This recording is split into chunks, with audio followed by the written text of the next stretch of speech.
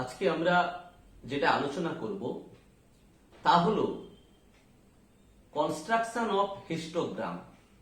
এটা কি না, আমরা এর আগের ক্লাসে ফ্রিকোয়েন্সি ডিস্ট্রিবিউশন টেবিল তোমাদের বুঝিয়েছি, যে কোনো ডেটা থেকে কিভাবে ফ্রিকোয়েন্সি ডিস্ট্রিবিউশন টেবিল বানানো হয়।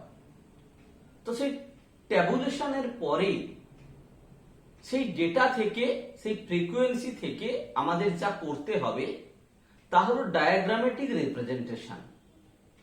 অর্থাৎ সেগুলো থেকে বেশ কতগুলো জিনিস তোমাদের ড্রয়িং করতে হবে। কি কি করতে হয়, সাধারণত কি কি রয়েছে তোমাদের সিলেবাসে, কি কি করতে হবে। সাধারণত হিস্টোগ্রাম, যাকে আমরা বাংলাতে বলি আয়তলেখ, অথবা ফ্রিকোয়েন্সি কার্ভ, পরিসংখ্যা রেখা, বা ফ্রিকোয়েন্সি পলিগন, পরিসংখ্যা বহুভুজ, বা কিউমুলেটিভ ফ্রিকোয়েন্সি, ক্রমযৌগিক পরিসংখ্যা রেখা বা কার্ভ রেখা, এগুলো আমাদের ড্রয়িং করতে হবে। তো আজকে তোমাদের আমি যেটা বোঝাবো, কিভাবে ড্রয়িং করতে হয় আমি দেখাবো তোমাদের, তা হলো কি না হিস্টোগ্রাম বা আয়তলেখ। তো কিভাবে এটা ড্রয়িং করা হয় তার আগে আমরা একটু জেনে নেব হিস্টোগ্রাম কাকে বলে। কাকে বলে না, পাশাপাশি সংলগ্ন কতকগুলি আয়তক্ষেত্র যাদের ক্ষেত্রফল অনুরূপ শ্রেণী পরিসংখ্যার সমানুপাতিক, অর্থাৎ পরিসংখ্যার উপর ভিত্তি করে পরিসংখ্যা বাড়লে এই হিস্টোগ্রামের ক্ষেত্রফল বাড়বে, পরিসংখ্যা কমলে ক্ষেত্রফল কমবে। এরূপ লেখচিত্রকে আয়তলেখ বা হিস্টোগ্রাম বলে। এটা আমাদের ড্রয়িং করতে হবে। আমরা সাদা কাগজে করতে পারি অথবা গ্রাফ পেপারে করতে পারি। আমি তোমাদের সাদা কাগজে কিভাবে করতে হবে টেবিল থেকে হিস্টোগ্রাম আমি তোমাদের দেখাবো আজকে। এর কতগুলো কমন বৈশিষ্ট্য রয়েছে একটুখানি জেনে রাখা ভালো। কি কি না, ক্লাস বাউন্ডারি অনুভূমিক রেখার পরপর নির্দিষ্ট উলম্ব ও নির্দিষ্ট স্কেল অনুসারে এগুলো আঁকা হয়। ক্লাস বাউন্ডারির উপর ভিত্তি করে এবং পরিসংখ্যানের উপর ভিত্তি করে আমরা এই হিস্টোগ্রাম আঁকি। এই হিস্টোগ্রাম কিন্তু 2 ডাইমেনশনাল ডায়াগ্রাম, অর্থাৎ যার উলম্ব এবং অনুভূমিক দুদিকেই কিন্তু স্কেল থাকে। অর্থাৎ অনুভূমিক বা এক্স অক্ষের ওপর আমরা সাধারণত শ্রেণী সীমানা বা ক্লাস বাউন্ডারি ধরে থাকি এবং হিস্টোগ্রামগুলো কতটা চওড়া হবে সেটা ডিপেন্ড করে উইথ এর উপর, ব্যবধান ইন্টারভ্যালের উপর, এবং সেটা আমরা একটা স্কেল অনুযায়ী নির্ণয় করব ড্রয়িং করার সময়। আবার উলম্ব বিস্তার নির্ভর করে কার উপর? ফ্রিকোয়েন্সির উপর। অর্থাৎ ওয়াই এক্সিসের উপর থাকে কে না ফ্রিকোয়েন্সি। ফ্রিকোয়েন্সির উপরও আমরা একটা নির্দিষ্ট স্কেল ধরবো। অর্থাৎ কোন হিস্টোগ্রাম কতটা উঁচু হবে, কোন বার কতটা উঁচু হবে, সেটা ডিপেন্ড করে কার উপর না ফ্রিকোয়েন্সির উপর। অর্থাৎ লম্বা কতখানি হবে সেটাও যেমন স্কেলের উপর নির্ভর করে, আবার চওড়া কতখানি করব তারও একটি নির্দিষ্ট স্কেল থাকে। অর্থাৎ দুদিকেই স্কেল মেনটেন হয়। আর কি না, গুরুত্বপূর্ণ একটি বৈশিষ্ট্য রয়েছে যে এই হিস্টোগ্রাম আমরা প্রধানত ইকুয়াল ডেটা বা আনইকুয়াল ডেটা ক্লাস ইন্টারভ্যালের উপর নির্ণয় করি। তবে সেক্ষেত্রে একটু বিষয়গত বা পদ্ধতিগত পার্থক্য রয়েছে। কি না, ইকুয়াল ডেটার ক্ষেত্রে এই আয়তলেখের ক্ষেত্রফল নির্ভর করে কার উপর না শ্রেণী দৈর্ঘ্য ইন্টু পরিসংখ্যা। শ্রেণী দৈর্ঘ্য মানে উইথ, ইন্টারভ্যাল ইন্টু কি না পরিসংখ্যা। কিন্তু যদি আনইকুয়াল ক্লাসের উপর আমরা কোনো হিস্টোগ্রাম আঁকি তাহলে তার ক্ষেত্রফল নির্ভর করবে কিন্তু ওই শ্রেণী দৈর্ঘ্য ইন্টু পরিসংখ্যার ঘনত্ব, ফ্রিকোয়েন্সি ডেনসিটির উপর। এগুলো আমরা পরে নিখুঁত ভাবে এগুলো ব্যাখ্যা করব। তো যাই হোক, মোটামুটি হিস্টোগ্রাম আমরা কি জিনিস কাকে বলে জানলাম। আমরা এক্ষুনি আঁকলে পরে বুঝতে পারবো। আমি তোমাদের চেষ্টা করছি এই ভিডিওর মাধ্যমে কিভাবে হিস্টোগ্রাম আঁকতে হয় সেটা দেখানো এবং বোঝানো। তবে আমি বলে রাখি যে হাতে নাতে প্র্যাকটিক্যাল সবসময় হাতে নাতের জিনিস। তা কিন্তু কোনো ভিডিওর মাধ্যমে দূর থেকে তোমাদের কাছে সম্পূর্ণ উপস্থাপনা করাটা একটু কঠিন। তবু আমি চেষ্টা করছি একটি প্রাইমারি ধারণা যাতে তোমাদের থেকে থাকে। দেখো তোমরা কিভাবে আমরা এই হিস্টোগ্রাম ড্রয়িং করছি। তাহলে দেখো আমরা একে একে ডায়াগ্রামেটিক রিপ্রেজেন্টেশনগুলো যেগুলো বললাম সেগুলো কিভাবে আমাদের আঁকতে হবে সেই বিষয়গুলো আমি তোমাদের দেখাবো। একেবারে প্রথমে আছে দেখো হিস্টোগ্রাম, আয়তলেখ যাকে বাংলাতে বলে। তো হিস্টোগ্রাম আঁকতে গেলে আমাদের একটি ডেটা দরকার। যে কোনো ডায়াগ্রামেটিক রিপ্রেজেন্টেশন করতে গেলে একটি ডেটা দরকার। সেই ডেটা থেকে একটা ট্যাবুলেশনের মাধ্যমে আমরা নির্দিষ্ট পরিসংখ্যান বা একটি রেজাল্টে পৌঁছবো। তার উপর ভিত্তি করে কিন্তু আমরা ছবিগুলো আঁকবো।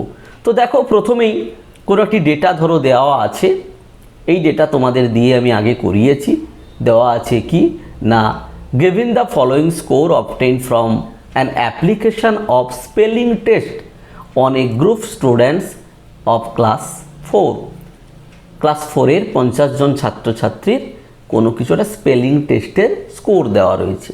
যা কিছু ডেটা থাকতে পারে, এখান থেকে আমরা ফ্রিকোয়েন্সির টেবিল প্রথমে তৈরি করব। তার জন্য আমি শিখিয়েছি তোমাদেরকে প্রথমে ক্লাস, তারপর ইন্টারভ্যাল বের করতে হবে। সাপোজ ক্লাস তোমরা জানো, ক্যালকুলেশন ফর ক্লাস কিভাবে বের করতে হয় না, class is equal two 1 plus 3.322 log N. N মানে কি? হ্যাঁ ঠিক, তোমরা জানো টোটাল নাম্বার অফ ডেটা, যতগুলো ডেটা থাকবে। তো ক্যালকুলেশন করলে যা পাওয়া যাচ্ছে 1 প্লাস 3.322 লগ 50, যেহেতু 50খানা ডেটা দেওয়া আছে। তো ক্যালকুলেশন করলে 1 প্লাস 3.322 ইন্টু 1.70 লগ 50 ক্যালকুলেশনের মান। আমি দশমিকের পরে দুটো সংখ্যা নিয়েছি 7 শূন্য। তোমরা এর বেশিও নিতে পারো, আবার দুটোও নিতে পারো, তবে দুটোর কম নেওয়া যাবে না, না নিলে ভালো। বলে ক্যালকুলেশন যা বেরোচ্ছে, কত বেরোচ্ছে দেখো, রেজাল্ট বেরোলো 7, অ্যাপ্রক্সে আমি 7 ধরেছি, কারণ ক্লাস তো কোনো ফ্র্যাকশন অফ ডিজিট হবে না। 7, 8, 6 অর্থাৎ আমি 7 ধরলাম। এবার কি করতে হয়, এবার তোমরা জানো ইন্টারভ্যাল বের করতে হবে। ইন্টারভ্যাল বের করার ফর্মুলা তোমাদের প্রত্যেকের জানা আছে কি না, ক্যালকুলেশন ফর ইন্টারভ্যাল। কি করে বের করব ক্যালকুলেশন ফর ইন্টারভ্যাল না, আমরা প্রত্যেকে জানি interval is equal to highest value minus lowest value by class. তো আমাদের এই ডেটাতে হাইয়েস্ট ভ্যালু দেখো 76 মাইনাস 17 বাই 7। তো এবার আমরা করব কি না, মাইনাস করেছি, মাইনাস করতে যে রেজাল্ট পেয়েছি তা হলো কত, 8.43। এবার একে আমরা রাউন্ড ফিগারে nearest round figure 2GD round figure 10 করে নিয়েছি। তো এগুলো আমরা আগে কিন্তু বলেছি। এবার দেখো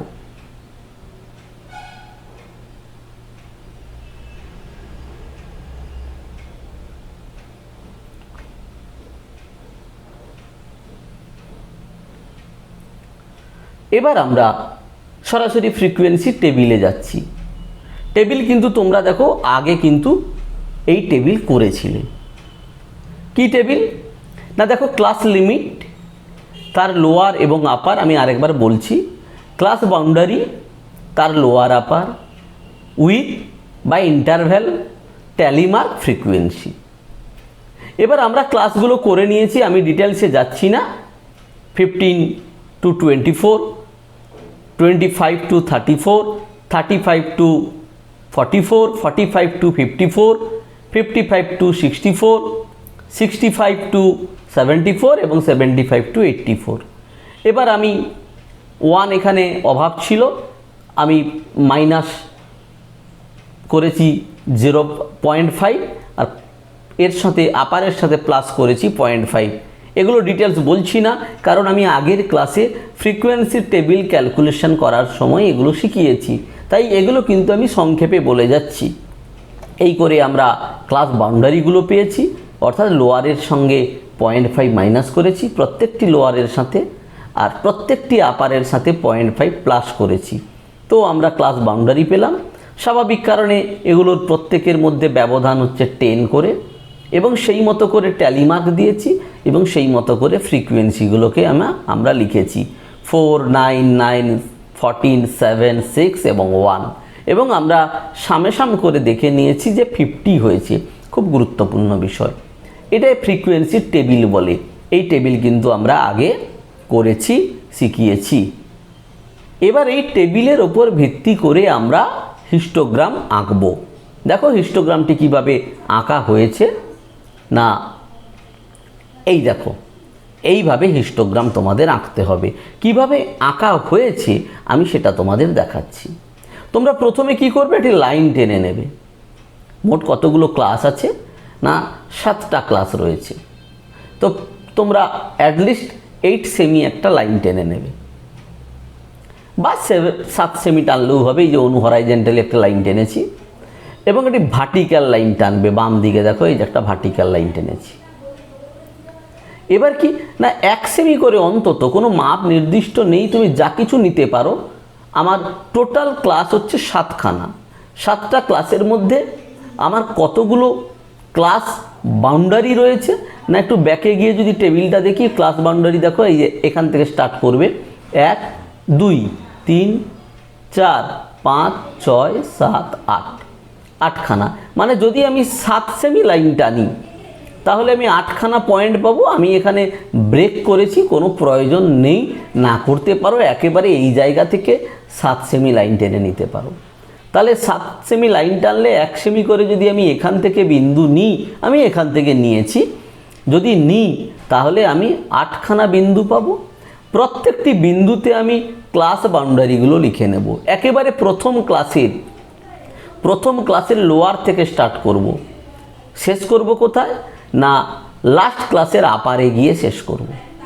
অর্থাৎ তুমি দেখো একদম আমি এখানে লিখেছি 17.5 একদম লোয়ারের ক্লাস বাউন্ডারি।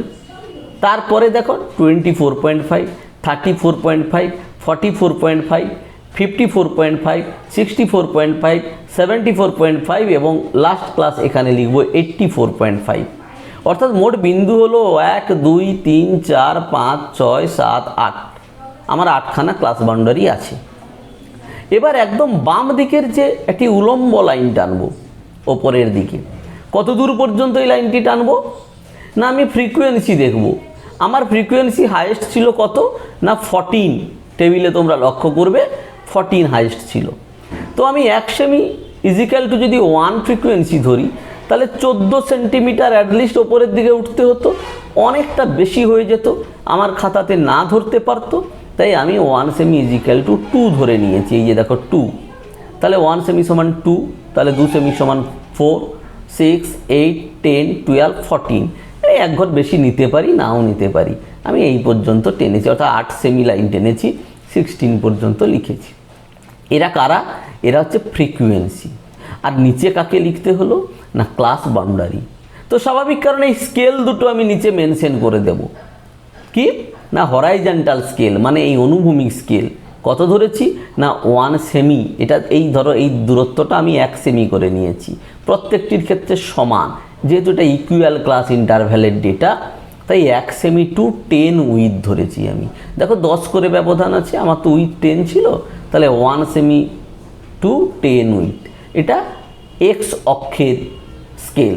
আর ওয়াই অক্ষের স্কেল কত ধরেছি, যেখানে ফ্রিকোয়েন্সিগুলো লিখেছি, কত ভার্টিক্যাল স্কেল উলম্ব স্কেল 1 সেমি টু 2 ফ্রিকোয়েন্সি বা 2 ইউনিট। দেখো 2, 4, আমি যদি 1 করে লিখতাম তাহলে এখানে 1 ইউনিট লিখতাম, লম্বা হতো।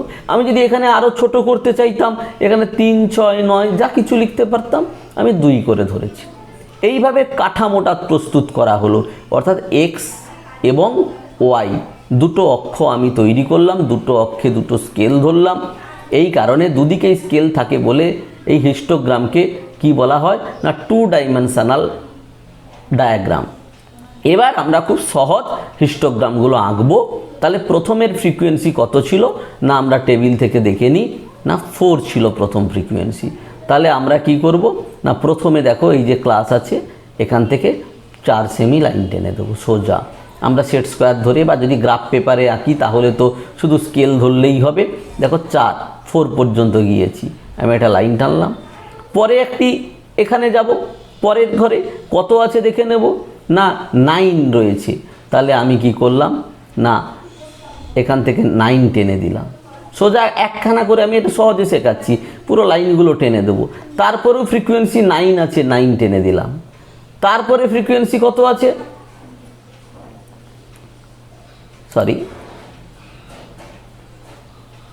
তারপরে দেখো ফ্রিকোয়েন্সি তোমাদের আছে 14। তাহলে 14 যদি আঁকি, তাহলে 14 কি করব, একেবারে এই জায়গা থেকে একেবারে 14 টেনে দিলাম। ঠিক আছে, যেহেতু এটা হাইয়েস্ট ফ্রিকোয়েন্সি তাই। আচ্ছা, তারপরে আমি পরে বলছি। তারপরে কত আছে, না 7, আমি 7 টানলাম, এই পর্যন্ত যাবে। তারপরে কত আছে, তারপরে রয়েছে 5, এই পর্যন্ত টানলাম। এবং সবশেষে কত আছে, বোধহয় 1, এই পর্যন্ত টানলাম। এবার তাহলে প্রত্যেকটা লাইন হয়ে গেল। তাহলে আমার কতগুলো ক্লাস, 7খানা। দেখো 1 2 3 4 5 6 7খানা লাইন টেনে দিলাম। এবার প্রত্যেকটি মাথাকে জুড়ে দেব। এটা থেকে ডান দিকে এভাবে জুড়ে দিলাম, এটা থেকে ডান দিকে জুড়লাম, এটা থেকে ডান দিকে জুড়লাম। আচ্ছা, এটা থেকে ডান দিকে জুড়লাম, তাহলে এই অংশটা ফাঁকা থাকবে, এখান থেকে এটা বাড়িয়ে দিলাম। তারপর এটা থেকে ডান দিকে বাড়ালাম, এই অংশটা ফাঁকা থাকবে, এটাকে জুড়ে দিলাম। এখান থেকে এটা টানলাম, এই অংশটা ফাঁকা থাকবে, আমি জুড়ে দিলাম। আবার এখান থেকে এটা টানলাম, দিয়ে নিচে লাগালাম। অর্থাৎ দেখো প্রত্যেকটা একটা আয়তক্ষেত্র হলো। এটা একটা আয়তক্ষেত্র, এটা একটা আয়তক্ষেত্র, এটা একটা আয়তক্ষেত্র, এটা একটা 14 ফ্রিকোয়েন্সি যুক্ত আয়তক্ষেত্র, এটা একটা দেখো 7 ফ্রিকোয়েন্সি যুক্ত আয়তক্ষেত্র, এই রকম আয়তক্ষেত্র। এইভাবে হিস্টোগ্রামটি আঁকতে হবে। এবং আঁকার পরে আমি ওপরে হেডিং দেব হিস্টোগ্রাম, এবং আমি নিচে লিখে দেবো কি দেখালাম, না showing scores obtain from an application of spelling test on a group student of class 4। আমি লিখলাম, এখানে ফ্রিকোয়েন্সি এবং এখানে ক্লাস বাউন্ডারি, এগুলো লিখিয়ে দিয়েছি। এইগুলো মোটামুটি হলো হিস্টোগ্রাম, এইভাবে ড্রয়িং করতে হয়। দেখো আমি দূর থেকে তোমাদের ক্লাসের মাধ্যমে যতটুকু সম্ভব হয়েছে আমি বললাম। এবার হাতে নাতে করতে গেলে টেকনিক্যালি কিছু হয়তো কত দূর বাড়াবো, কোথায় জুড়বো, এই রকম টেকনিক্যাল কিছু সমস্যা থাকতে পারে, সেগুলো হাতে নাতে করবে। যদি কোনো প্রবলেম হয় নেক্সট আমাকে তোমরা তো মেসেজ পাঠাচ্ছ, সেইভাবে করলে আমি হয়তো চেষ্টা করব অন্য কোনোভাবে আরও সুন্দরভাবে ভিডিওটি আপলোড করার জন্য। তাহলে এটা মোটামুটি কি গেল, না হিস্টোগ্রাম।